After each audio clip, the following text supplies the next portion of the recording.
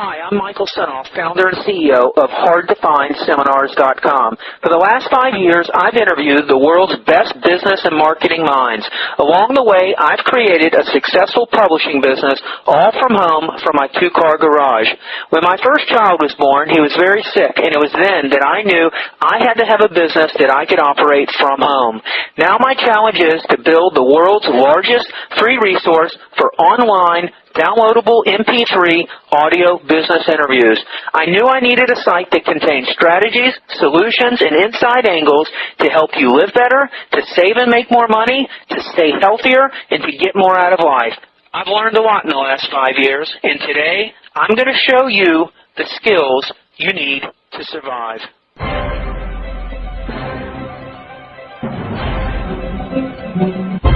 Tell me, what are you finding from your experience today that people really want to know how to do, that you can give them some ideas that will help them?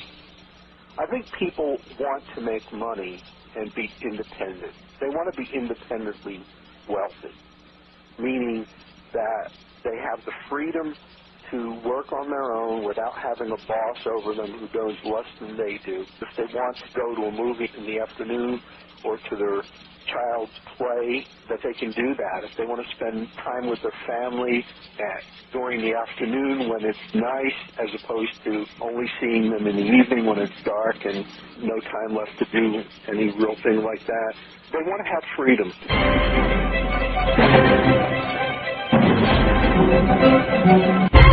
Hi, this is Michael Senoff with HardToFindSeminars.com. Now you can learn the inside secrets from one of the top copywriting experts in America. His name is Carl Galletti. Carl Galletti has risen to the top of the world of direct response advertising and is now considered by many to be one of the best freelance copywriters and marketing experts in the world. I had the honor and the pleasure of interviewing Carl, and I can attest that he is unique as a copywriter because of his vast marketing skills and experience. Many of the top people in direct response advertising use Carl to write advertising copy for them, including Gary Halbert, author of the Gary Halbert Letter. And here's what Gary had to say about Carl. Carl Galletti is perhaps the most serious student of the masters of marketing I've ever encountered. Carl Galletti's list is diverse. He has worked with authors, professional speakers, publishers, computer companies, contractors, executive search firms, printers, training organizations, jewelry manufacturers, schools, health technology firms, and American Red Cross. Anyone can benefit from Carl's advice and copy. If you want to learn how to sell more, write great copy, and market your product or service better than ever before, listen to this exclusive interview with Carl Galletti. Where were you born? I was born in Trenton, New Jersey. Did you have brothers and sisters? No. Only child. What did your parents do? My father was a truck driver, and my mother worked in a factory, General Motors factory. They were basically uneducated. I think my father went up to 6th grade or something. He didn't even go to junior high school. I think my mother might have even gone to 9th grade or something. Was he on the road a lot? No. He mostly did local stuff, so he was very seldom gone for more than a day. Were you entrepreneurial as a kid that you can remember? As far as I can remember, I was. I loved technical stuff and electronics. When I was about 12 years old, I got my ham radio license. This was odd because at school I had failed English twice and was getting B's in most of my other subjects, and here I was passing a federal communications examination that I personally knew people who were 21 and older who were failing it, and it had trigonometry and advanced electronics. That's because I'm oriented toward things that interest me, and I kind of let everything else go by the wayside, so to speak. So I wasn't all that enthusiastic about my teachers in that particular grade, but the very next year I got straight A's, so it depends on whether I'm interested in it or not. I've built my own transmitters and receivers and antennas and all sorts of other. So what's the real appeal of that? The real appeal is the fact that here you are, you can communicate all around the world, either by voice or Morse code. So here I was in my little room here in Trenton, New Jersey, communicating all around the world. Were you doing Morse code? Yeah, primarily because I didn't really have enough room for a really good antenna. But I did have a friend of mine. He was about a year younger than me, and we both got our licenses about the same time and kind of ran into each other on the air. Right. Did you do any other entrepreneurial ventures? Did you ever sell anything like greeting cards? Yeah, I was always looking for something to do. I got those printing catalogs where you'd go around selling printing, and I signed up for those selling pots and pans door to door, but I never actually did it. I was kind of too young. My mother said, "You're not going around selling door to door." Looking back on it, were you influenced by some of the ads in the back of magazines? I used to read magazines primarily for the ads. To me, that was the exciting part of the magazines, just because you got to find out all of what the stuff was going on. And I learned more from reading ads than I did from reading the rest of the magazine. Did you order stuff through the mail? Yeah, occasionally I did. I didn't have a lot of money as a kid, which probably is why I was so entrepreneurially oriented. I was always wanting to know, okay, how do I make more money here? 12 years old, you don't have much money, and I lusted after all of this expensive ham radio equipment that I couldn't have. To some degree, it was sated by the fact that my friend had this equipment, so I go over to his house and use his equipment and stuff. His father was a doctor, so he could buy virtually anything he wanted. We always did things entrepreneurially together, and later, in fact, formed the first computer company that I formed. Did you have a good time at college? Was it fun for you? It was sort of fun. What appealed to me is I love learning, but I just couldn't stand being in a classroom, just a regimented spit back to me what I want you to spit back to me on my exam, and then playing this game of guess what we're going to put on the exam kind of a thing. To me, that just seemed to be a waste of time, and actually really did want to be an electronics engineer. The real reason why I wanted to be an electronics engineer is because I wanted to design things so that I could sell them. My thing was entrepreneurial. I can remember going through popular electronics magazines, figuring out what the prices I could get all these different parts are so that I could build this thing at a wholesale level and then sell it for a profit. What happened next, and let's get into your first experience with all this copywriting. Way back in '64, I had read David Ogilvy's book, Confessions of an Advertising Man, and got the advertising bug and started this little ad company one summer as a summer job. But what happened is one summer, I didn't have a summer job, so I decided I was going to sell advertising. So I came up with this idea to sell advertising on book covers and send out this letter to universities offering to give them free book covers with advertising on it. I sent out 100 letters and got 4 universities to sign up with it. So that was a 4% response. I was ecstatic. And then I was working for a computer company doing programming.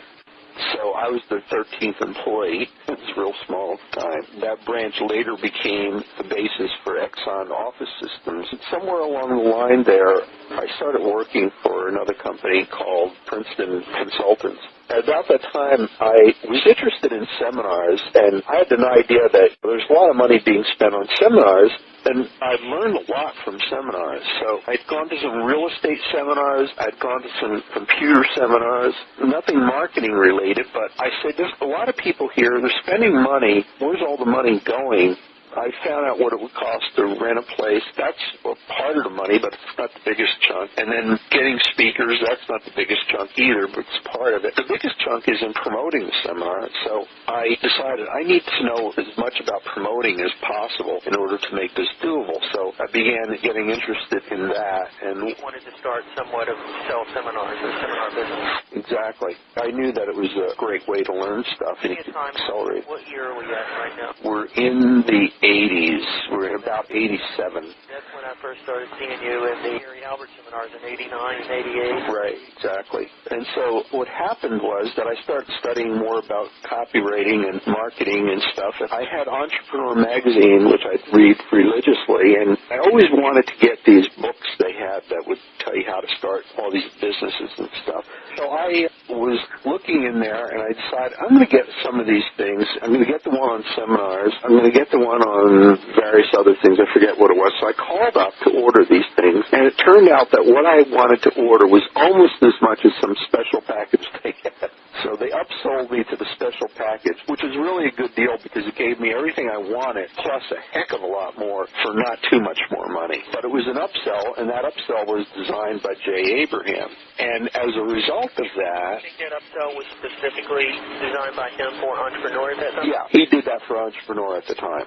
He was the guy who said, take all this information you got in reports, put them into these packages, and then upsell them on the telephone. So I was one of those upsellees, and I'm thankful that I was, because if I hadn't done that, I probably wouldn't have been on the list that Jay Abraham sent out his first promotion for his first newsletter, which was Your Marketing Genius at Work. And I'm sitting there saying, $500 for a newsletter. I never spent that much for a newsletter.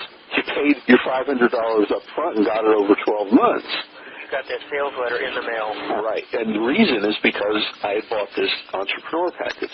And so in one of the things that I read this really great guy's letter to his son teaching him about marketing. I said, this guy's great. By the way, in the beginning, I said, if I'm going to pay $500 for this, I want to know everything this guy tells me. If he mentions a book, I'm going out and getting it. I'm going to read it. The thing I was impressed most about Jay was he's getting $2,000 an hour for a consultation on the telephone at the time. And I said, if he can do that, I want to know everything he knows.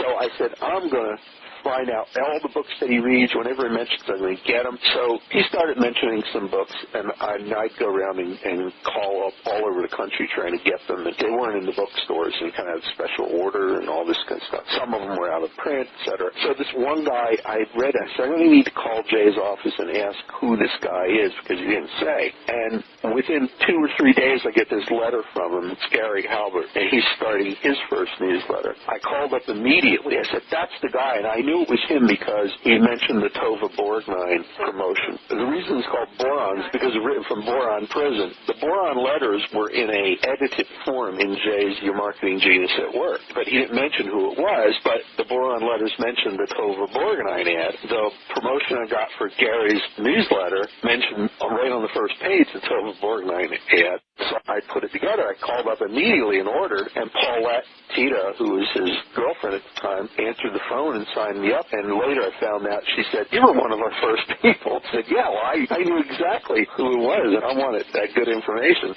So whenever Jay or Gary would mention a book, I'd go out and I'd track it down. And one of the books they mentioned was the Robert Collier letter book, which was out of print, and you could not get it anywhere. So I devised a system. I went through interlibrary loan. I got to be an expert at getting things from interlibrary loan. At the time, they had a computer system set up where they could find the book in other libraries and order it, get it in, and I could take it out for a couple weeks. And what I do is I take it out and I Xerox it and then give it back to them, and I have a Xerox copy for myself. Well, when I got the Robert Collier letter book, it was so great. I said, I need to get the reprint rights to this. So I contacted Prentice Hall, got the reprint rights to it, and reprinted it. Tell me specifically how that process worked. You wanted to get the reprint rights to it. Right. I called the company, and I actually got lucky because the person that I was put together with was preparing to leave the company. I didn't know what I was doing, and I said, how does this work? I don't know. Can you tell me? So she kind of took pity on me, and she gave me the inside information, and she said, look, here's what the normal deal is. And so we did the thing. I had to give them some money up front.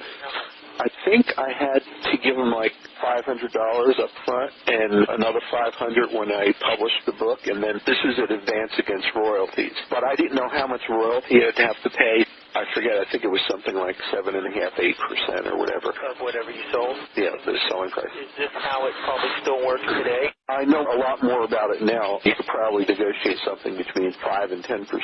It depends on the publisher and the book and stuff like that. Give me an example. If I wanted to call a publisher and I was interested in, let's say I went on Amazon.com, I found a book that's out of print, got the publisher, I call them up, what would be the best thing to say, how to approach? First, you have to find out whether they have any intentions of publishing it again. If they don't, then you can negotiate something with them. If they do, then it's going to be real difficult because they've already got plans, and you're going to have a deal that's so lucrative that they're going to put their plans on hold, which is not an impossibility because they're always looking for better ways to use their money, and they don't usually republish backlist stuff. Backlist is stuff that they've already promoted. The way book companies work nowadays is because of the tax laws, And I know this guy, Don Lancaster, who's got like 28 books published, says that the IRS is responsible for burning more books than Hitler ever did. Because of the structure of the tax laws, it makes more sense for them to destroy their books at the end of the year than to carry them over and pay taxes on them. Because they have to pay taxes on the full retail value of them. It only costs them like 5 or 10% of the retail price. So the taxes end up in being more than it costs them to print the book. What this gal informed me of is, at the time, we're talking about the late 80s, I think, $1,000 was a typical upfront royalty fee, and you paid half in advance. In other words, half on signing the contract, and the other half when you actually printed the book, when it was actually published. And then, of course, you had to make royalty payments if the royalty went above $1,000. So you do that, and then you negotiate what the royalty payment is, and that can be anything from 5 to 10%. Sometimes it's also whether it's based on the retail price or the wholesale price. But the publishers are not stupid. They do this themselves. They'd rather have it based on the retail price and get as much as they can. And then they negotiate for the author, and they have an arrangement with the authors. All right, so you negotiated Robert Collier's letter book? Right, and got that printed and start selling that because you couldn't get it anywhere. And very few people knew to get it through interlibrary loan, and if anybody knew about that, then those copies would be in constant circulation. So was he the guy really responsible for kind of bringing Robert Collier back? Yeah.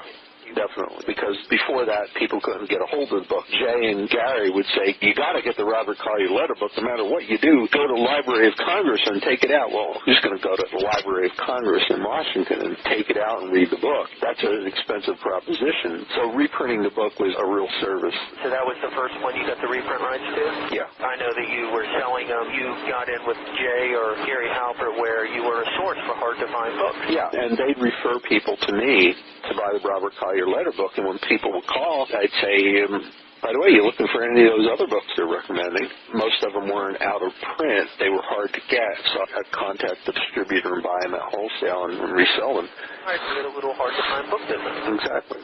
So you had vowed to devour everything in that your marketing genius at work. Right. That you got in the mail. All right, so you devoured that. Now you're on Gary Halbert's newsletter. Have you gone to any of their seminars yet? I had gone to one of Jay's $5,000 seminars that was in New Jersey for coin dealers. The coin dealer boot camp? Right.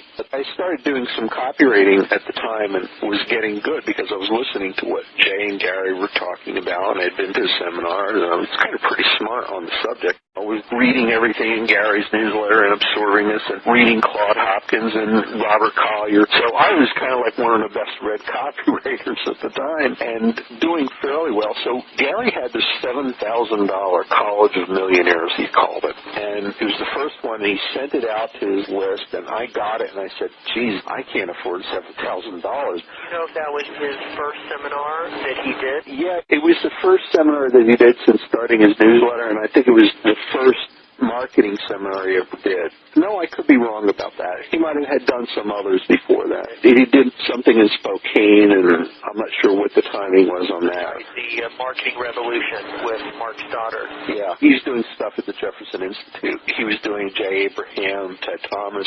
Ted Thomas used to buy Robert Collier letter books from me all the time. He'd be doing these Jefferson Institute things for $5,000 a piece, and he'd give people a Robert Collier letter book with it. How many of these books were you selling at the time? Hundreds of them? No. It was good, steady business, but I forget how many years I was selling them. I think I sold just about a couple thousand copies. They put you in contact with them. That's the biggest thing, because it put me in contact with people, and I'd have really good conversations because he got me on the phone, and I just never stopped talking. Jay's people would call me, and Gary's people would call me. I'd get to know all of these people. Let's go back to you got the newsletter from Halbert, $7,000 seminar. I thought he mentions in this thing that he's going to have copywriters there.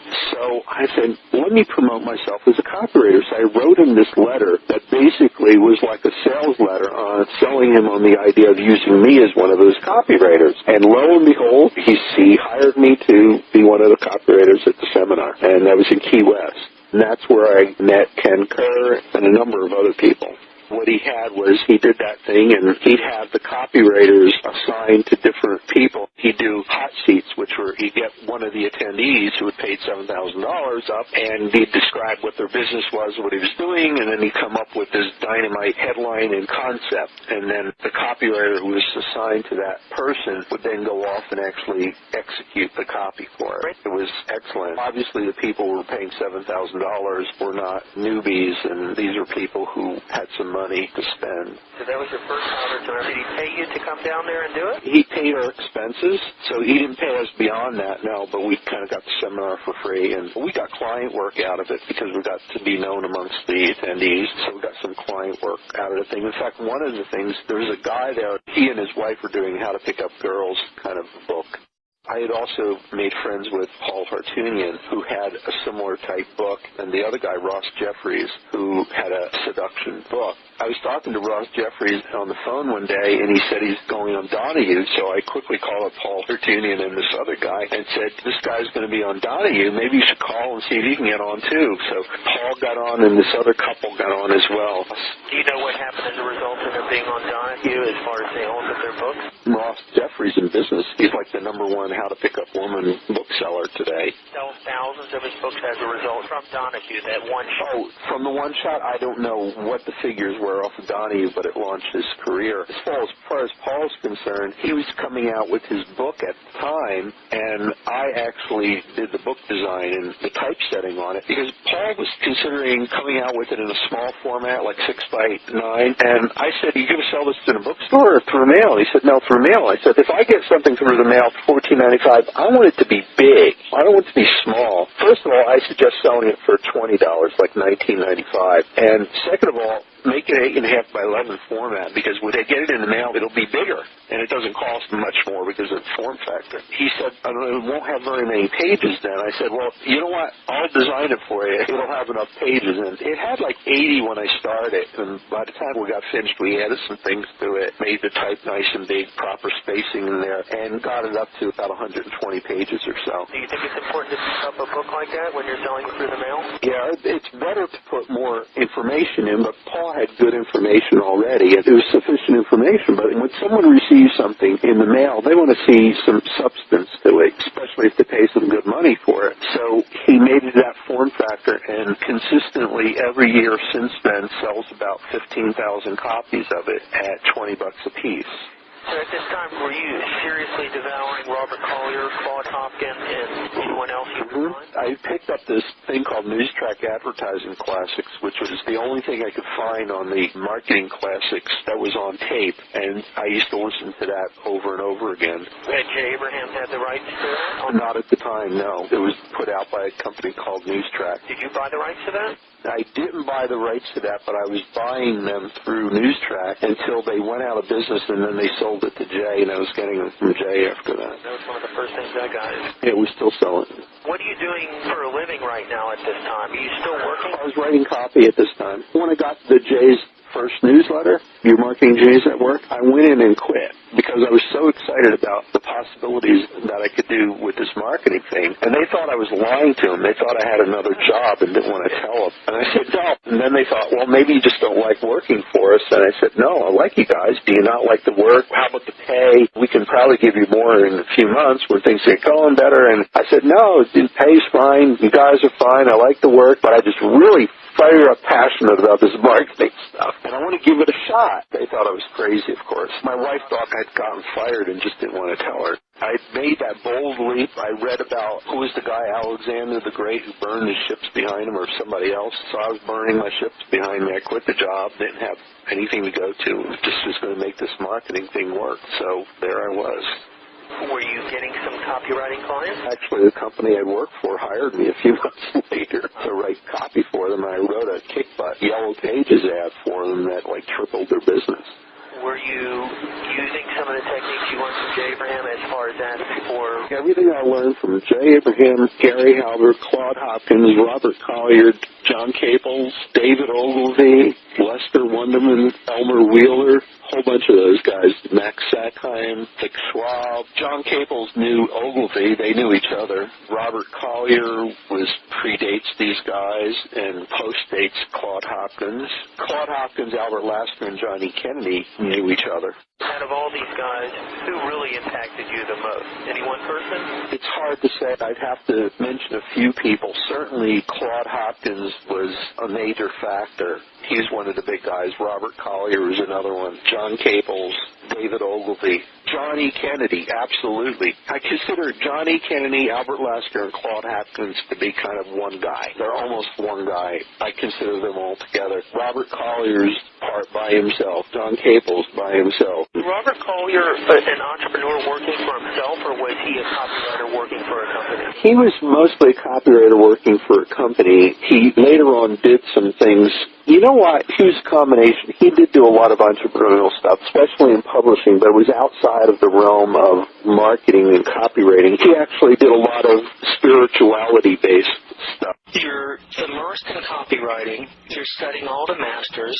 You've attended a first Gary Halbert seminar. You're meeting people who are interested in this type of material. You're now doing freelance copywriting. What were you charging at that time for your copywriting services?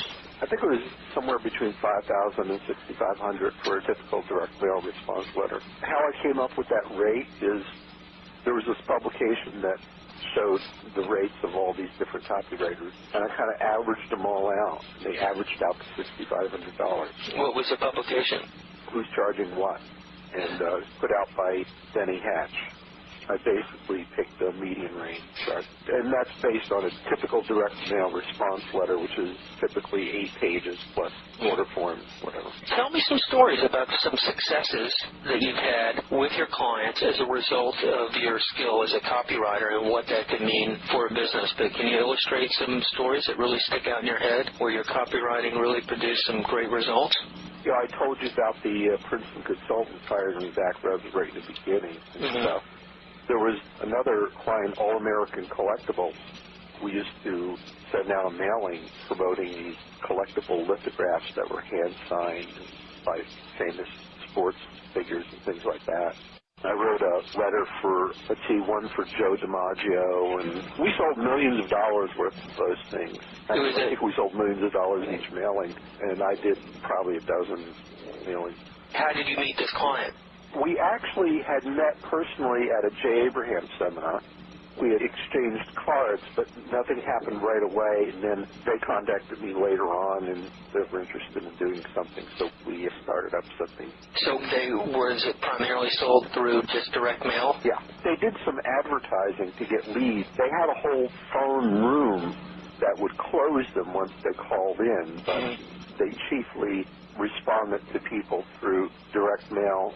They got leads from ads, and then they had their mailing list that they would send out to buyers and people who were interested. That was all direct mail. Now, at this time, was this one of your first clients? As a result of your copy, you really made some serious money for him? Was this one of your bigger, earlier clients that you made a lot of money for your copy? I'm not sure how early it was. That took place over a number of years, and I can't even quite say how many years because I'm not sure.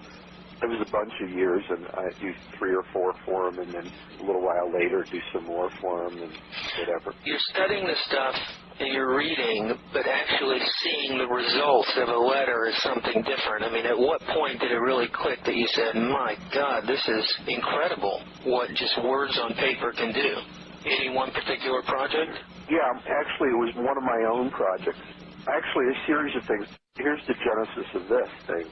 I had Ted Thomas got this idea for doing a seminar, and it's called the Information Marketing Super Conference, as opposed to the Internet Marketing, which is my seminar. His was the Information Marketing Super Conference in Las Vegas. He tried to get that thing going, but wasn't successful. I was one of the speakers. It wasn't successful because the speakers didn't promote it to their list. So I was talking to him about it one night. I said, what you've got to do is you've got to give them a sales letter to send out, and if they want to modify it or write their own, that's fine. But a lot of them are too darn busy to do that. They're just going to take your sales letter, reproduce it, and send it out. So he hired me to write the sales letter for that seminar. And we go back to why did I get involved in copywriting and marketing? Why was I interested in the first place? Is to sell seminars. So this, in essence, was my first opportunity to do that. I wrote a letter. He sent it out to all the speakers. We sent it out. We got 550 people to the seminar. And was this the first one he did? Yeah. He doesn't do information marketing anymore, and he did foreclosures and tax lien, and tax lien is the primary one that he does now. The reason I'm asking is because when I interviewed Brian Keith Voiles, he says he wrote a letter. Second one. He did the second one. Gotcha. So you did the first one. You filled the room with 500 people. Yeah. Was that mainly from the speakers sending out the letter to their customers? That was all of it. That was all of it. It wasn't any cold direct mail to any list that had never really heard about information marketing. I don't think so. I'm not sure actually who he gave the thing to, but my understanding was he primarily gave it to the speakers. So that was one early on thing. Here's an interesting thing that happened at the seminar.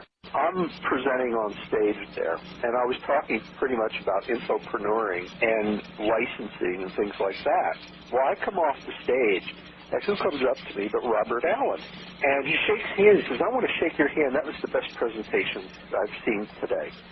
And I said, oh, thank you very much. I noticed his tag, and it said Robert Allen. And I was almost going to say, are you the Robert Allen? Because I wasn't sure. It's a fairly common name. He was the Robert Allen. I was pretty impressed by that. And later on, he came up to me, and he said, I noticed you used a pen on your overhead slides. We were using overhead slides in those days.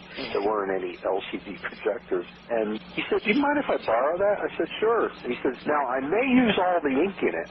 I'm just saying, use all the ink in it? How are you going to do that? I said, well, I've got extra ones. That doesn't matter. And I said, what are you going to do with it? He says, I'm going to sign these dollar bills.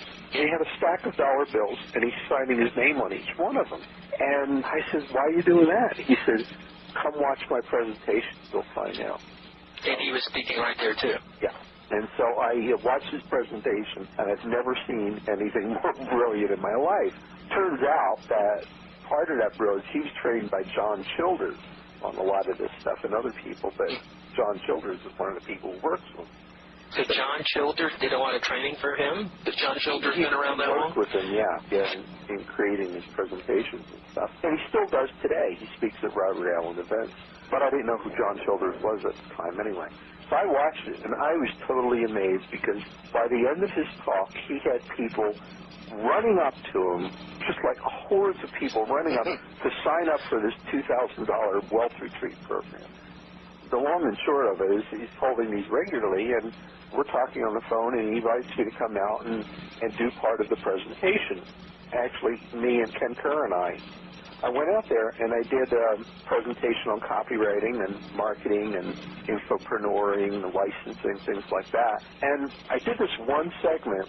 He lets you do a pitch at the end of one of your segments. So I did this 1 hour talk, and at the end of the hour talk was about licensing. The day before, I'd given him 2 letters, and I said, read these 2, because we're going to use this tomorrow when we talk about licensing. I'm going to show you how this works. So I did. At the end of my presentation, I said, if you're interested in this deal, I've got a special deal for you today. I'll give you 2 years of the license for free if you buy my Copywriter Protégé program, which we didn't talk about how that started, but we'll backtrack that. So at the end of the thing, I'll go over to the table. There were about 30 buying units in the room. By buying units, I mean, well, husband and wife is together. That's one buying unit. Right. Speakers and stuff like that in the audience. There were probably maybe about 50 or 60 people, but about 30 buying units. I sold about 18 right then and there, and it ended up, it came to out to $15,900 in orders that I booked after an hour talk. Did you use some of the stuff you heard from Robert Allen, or you just did your own thing? No, what I used was my copy. See, what I'd given him is I'd given him the sales letters to read the day before, and then I just used my copy as an example in explaining licensing to him, because one of the sales letters sold a license to my Marketing Made Easy workshop, which is a product I had created. So that was something that I said, wow, yeah, this copy really does work. It was more cases than any. The other thing was my Copywriter Protégé program. When did you develop that? 1992. And what it was is there's this guy by the name of Lawrence Payback. Did you know Lawrence? I didn't know him personally. I know the name. his book. He had a book called How to Fatten Your Wallet in No Time. Yeah, I got it, the blue one. Right, and basically it was a knockoff of Gary Halbert's How to Make Max Speed in Minimum Time, but in Lawrence's own style. It wasn't any plagiarism or anything. He just did a similar kind of book on marketing and copywriting, but in his own style. He had this flair, and he sold it through the magazines, and he sold a ton of these things. And at the back of the book, he had an offer. It was a consulting thing, and he said, unlimited consulting, call me whenever you want to $695. Well, I'm saying to myself, how could he possibly make that thing work? Unlimited, say it again? Unlimited consulting. It was a program, I forget what he called the program. When you signed up for it for $695, you got to call him up. He had some control on it. He had a secretary, so you couldn't just call him up and spend all your time on the phone with him. But he had a secretary that was screening calls and said, we'd set up a time, and then you had a few minutes with him, but you had no limit on how much you could do this. This offer's in the back of that book. Right. And I said, geez, you must be tied down and doing a lot of that stuff. And I got to thinking, I'd like to do something like that for copywriting, because I was thinking about creating a program. I said people would call me, Jay Abraham's people and Gary Halbert's people, and of course now Lawrence Tabak's people would be calling me, because one of the things he did is in his book he listed 3 books they had to get, and he said, here's the easiest way to get them, call Carl Galletti, and my phone number. So I was thinking, I need to come up with my own product. I need to be making some money here. I'm spending a lot of time on phone talking to people, and that's wasted time. I don't make any money on that. I need to figure out a way to get paid for it. Well, Jay had this protege program, and that wasn't what I was going to do, but I liked the name the Copywriter Protege Program. But the reason I came up with copywriting is whenever someone would call for a Robert Collier letter book or one of the other books, sometimes they'd say, what book do you recommend first? I always thought a silly question, because in my experience of all the people that I've ever dealt with, the people who were most successful didn't call up and ask for which one book would you recommend. They got them all. They got as many as they could, at least, and they owned a lot of them. So if you ask for one, it's like that shows me you're probably not going to be successful. You're going to give it a try, but eventually you're going to have to wake up and smell the coffee. When someone would say, what book or books do you recommend, I'd say, well, it all depends on what you're doing. So what is it you want to know how to do? Well, the number one answer was they wanted to write copy. So I decided, well, what really helped me kind of like jumpstart my copywriting ability is when I got good enough to be able to work with another copywriter. We critiqued each other's stuff. That's where I found most of the jump to light speed, so to speak. Who would you do that with? Loretta Duffy, another one of Gary's ex-girlfriends. We met each other at his seminar. She was a copywriter at that point, and it still is. So we trade off, and she'd critique my stuff, I'd critique hers. I worked with some other people like Ken Kerr and Brad Peterson. So I said, this is really valuable. I'm going to set up a protege coaching program. Now, the reason coaching is because I had worked with Rob Gilder, who's also a friend who introduced me to Paul Hartunian, and Rob coached me for about a year without me even knowing it. He was on sabbatical, and what he used to do is a university professor, and he did paid speaking, but what he'd do is he'd call me every day, and we talked. And I thought we were just chatting, and I later on realized that he was coaching me. His name's Rob Gilbert. From that, I learned what coaching was all about and how to do it. So I figured, why not a coaching program around copywriting? Because the thing that accelerated my progress the most is working with another copywriter. But most copywriters are too busy to give newbies the time of day and help them out. So I said, I'll be one of those people who was willing to do that. So I created the Copywriter Protege Program, and I wrote this sales letter. It was about 30 pages long. And I sent it to Loretta, and I asked for critique on it. And she sent it back to me. She said, this is really a great idea. Oh, one thing, I got to connect Lawrence Tabak with this thing. I knew about Lawrence Tabak. He was charging $695 at the time. I also knew because he had called me up. I wasn't in the first book. He asked if he could put my name in the second book to refer people to buy books from me. I said, yeah, sure. And then I started talking to him about how can you do this for $695 and he said, "Oh, I'm raising it to $19.95." He raised it to $19.95, but before that, I knew he was doing it successfully because when I was at the Gary Halbert seminar and I met Loretta Duffy, she had been to a previous seminar with Lawrence, and she had asked him about that, and I said, "How does he do that?" And he says that most of the calls he gets is in the first 2 or 3 months, because he offered a year-long program. Right, unlimited for a year. Right. So I said, "Oh, okay." So I was going to offer mine for $1,000. This is before I think I found out he raised it to $19.95. Your letter was initially just for coaching. Did you have the videotapes of your copywriting seminar? No. This was just a coaching program on copywriting. They had to call me up once or twice a week, give them stuff to do. I didn't even send them anything in the mail, but I put together a little package of things because I felt this is the start of something and I'll add it to it as it went along. But I sent the letter to Loretta. She said, "It's a great letter." And she said, "But I think you're not charging enough for it." So what do you mean? $2,000 is enough? She said, no way. Be able to get at least $2,000 for it. I put the price at $19.95 and sent the letter. I had 300 copies of the letter printed up.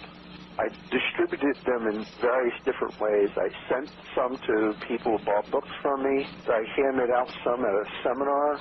After I got done distributing the first 300 copies, I had 18 people sign up. Oh, my God. That's incredible. And you know what the number one comment was? You're listening to an exclusive interview with Michael Senoff's HardToFindSeminars.com interviewing Carl Galletti.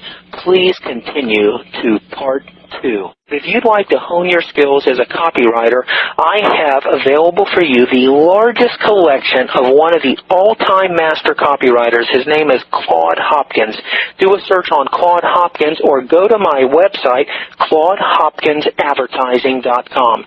Claude Hopkins was one of the founders of modern-day advertising. He was one of the all-time legends in the industry, and myself and a partner have authored a book called the Claude Hopkins Advertising Collection. We have also searched thousands of newspapers to pull out all his classic ads. He's been responsible for building companies like Pepsodent toothpaste, Palmolive, Schlitz malt liquor, many household products like puffed wheat cereal that you're still using in your kitchens today, and he was the master and the genius behind this. He was responsible for many of the cars we drive today, like the Oldsmobile. Go check it out, ClaudeHopkinsAdvertising.com.